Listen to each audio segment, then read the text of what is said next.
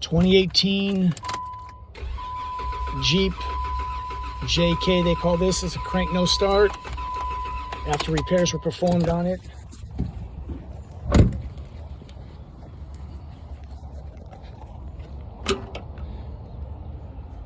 So we're gonna have, let me just turn that key back on.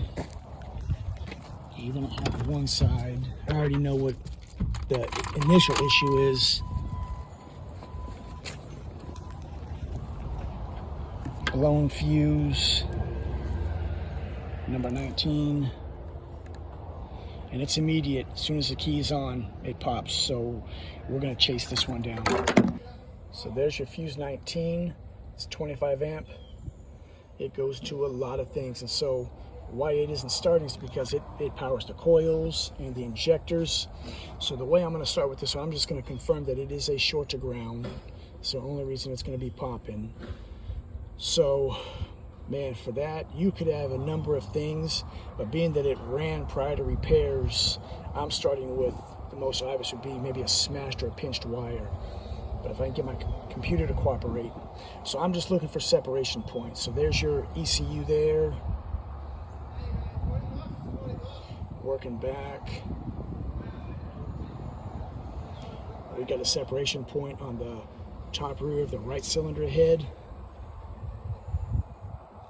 Left side of the dash and instrument panel. I'm more inclined to believe that it's going to be somewhere in this area because the valve covers were off. They did a lifter and a roller rocker repair to this vehicle, and it came in running. Now it doesn't. So let's do short to ground to confirm that's what we are. And what we can start doing is just disconnecting separation points to isolate that short. So further confirming my suspicions, it's going to be on the engine harness side. We still got continuity. This is the engine harness side, as you see. There's a separation point. I done already disconnected this one. No change. So we're gonna work through that, but this is the body side. This would be the one that's gonna be back near the instrument panel. So if I disconnect, and now I'm on the body side, we don't have continuity. So I'm going to chase this part of the harness, engine side, and it does go up under the manifold as well, so we're likely going to take that off as well. Okay, so I'll save you a little bit of time. I pulled the manifold up. I wanted to just disconnect everything associated with that fuse, but separating this here from here, I would have been able to eliminate this bank that was under the manifold, so that's of help to you. And then when I went to this side, there was no continuity on this half of the injectors, just to confirm that. So it left it with this side of the engine, and knowing that someone was in here before, I was going in to just start disconnecting all of these.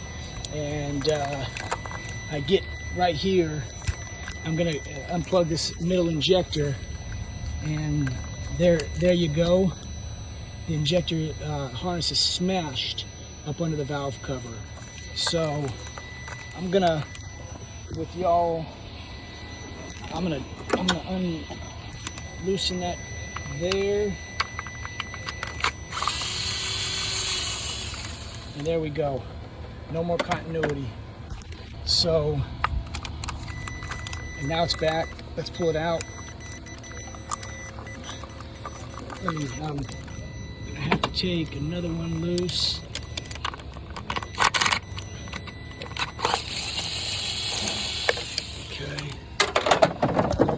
No continuity. Okay, she's out. And there we go. God, that's a hard bite. So we're gonna fix this, and that's the way it goes sometimes. You gotta start with what makes sense, and knowing that someone was in here, and just work through it. But everything was disconnected. What you wanna do is you wanna go to the furthest end of that harness that you can, being an injector. Everything else was unplugged, and there it is. So I hope that helps somebody out. Just confirming a couple of things. I got continuity. That's going to be pin 9 of this connector. So we're good through here. So I'm on the right output of that fuse to that connector